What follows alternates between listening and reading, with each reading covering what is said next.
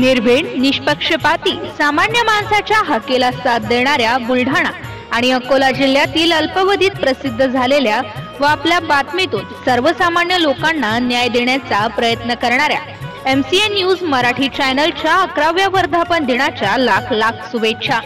शुभेच्छुक Mohammed बदरुज्जमा, Rashtrawadi Congress party कामगार नेता।